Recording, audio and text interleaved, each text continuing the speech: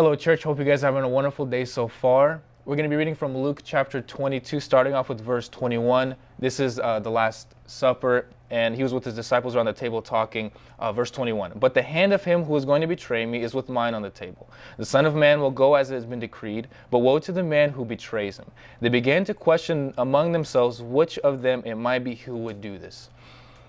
This always baffled me, and I always wondered why the disciples asked, is it me that's going to betray you? I mean, looking at the disciples, they already gave up so much. They already sacrificed a lot, and they're coming to this point, to this finale almost, and they're wondering, am I going to betray Jesus? It doesn't make sense. If you look at the disciples, they're not really necessarily known for the humility or their peaceful or quiet characteristics. It's kind of the opposite. If you jump forward to verse 24 and 33, starting off with 24, a dispute also arose among them as to which of them was considered to be the greatest. Right? The disciples were arguing with themselves, who's the greatest? I'm better than you. No, I'm better than you. So it almost doesn't make sense that they'd be saying this. And so verse 33, then Peter replies to Jesus, Lord, I am ready to go with you to prison and to death. Right?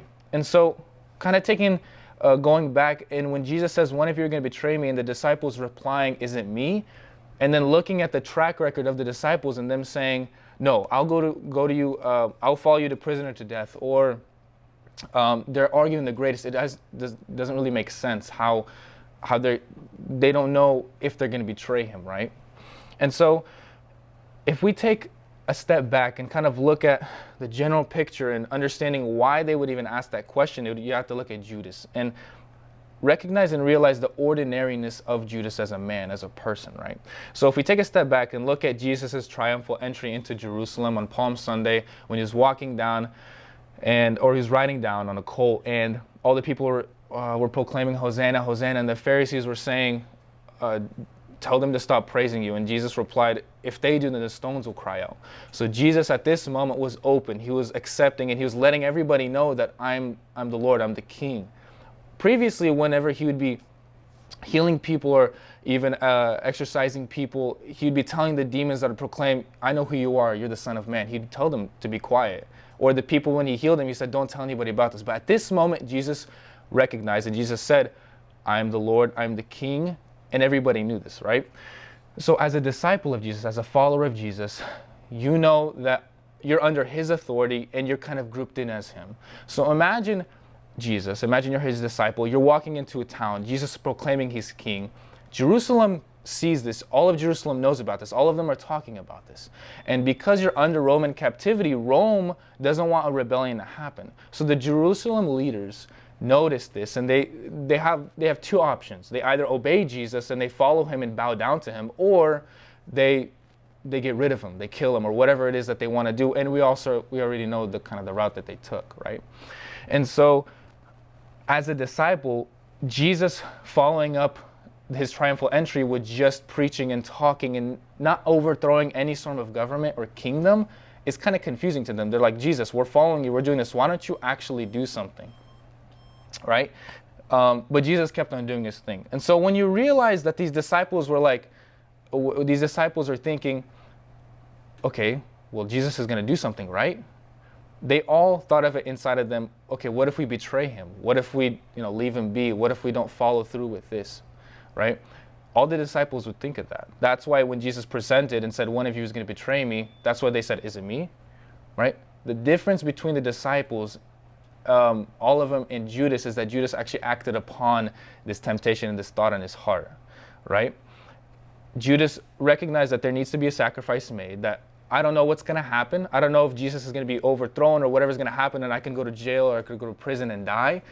I'm not willing to take that risk. I'm going to sell Jesus off. I'm going to go to the Pharisees. I'm going to tell them, I'm going to be like, I don't want anything to do with Jesus. I'm going to sell him off. But the other disciples were, I'm going to stick with you for now. So Judas was different, and he recognized, and he wasn't willing to sacrifice. We can even look at Job, just a quick example. Job, and Satan says to God, he says, Job is only serving you because you're blessing him. And after the events that happened to Job, Job also was able to prevail and didn't sell God off. He kept sturdy to him and was willing to just go through all the pain, all the sickness, all the deaths around him. He was willing to sell him off, right?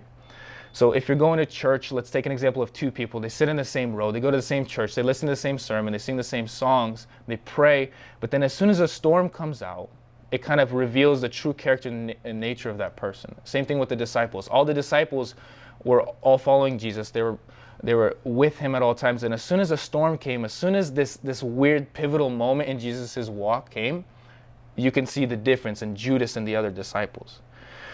Judas wasn't after the blesser, he was after the blessings. And as soon as they stopped, Judas stopped. Blessings, when it's not profiting you, you leave him. Blessings don't outweigh the sacrifices, then you stop following him. Judas recognized that and realized that, and he did that. And so, to wrap this up into kind of a thought, and to ask God, to wrap this up in a prayer and a thought and ask God for spiritual discernment in recognizing what part of Judas do you have in you? Because seeing and recognizing that you have at any moment the ability to sell Jesus off in your personal life is something that you need to look at and you need to recognize and be, okay, I know that I have this temptation to say, okay, God, it's hard right now. It's a trial. It's a temptation. I don't know if I can do this. I'm just going to let you go. If you look at Judas, he was with God in Jesus' high moments and Jesus' low moments. Judas had all the fame that attributed with Jesus. Jesus was known and his disciples were known. Judas had popularity. He had food. He had money. He had everything he needed. But as soon as the low moments would hit, Judas left. Judas settled for just fame, popularity, food, and money. And so looking at our lives, what are we settling for? Are we settling for just going to church and just having our kids, grow up in good moral values, or settling for just good friends? What are we settling for right now? Just like Judas settled for just popularity, he didn't go to the end. He didn't actually want a good and fulfilled relationship with Jesus. And so asking God to help realize, what am I battling? What part of Judas in me should I look at and should I face at right now? May God bless you guys, and just don't settle for just basic. Try going above and beyond and recognize what Jesus is asking for you to sacrifice and go through with it. God bless you guys.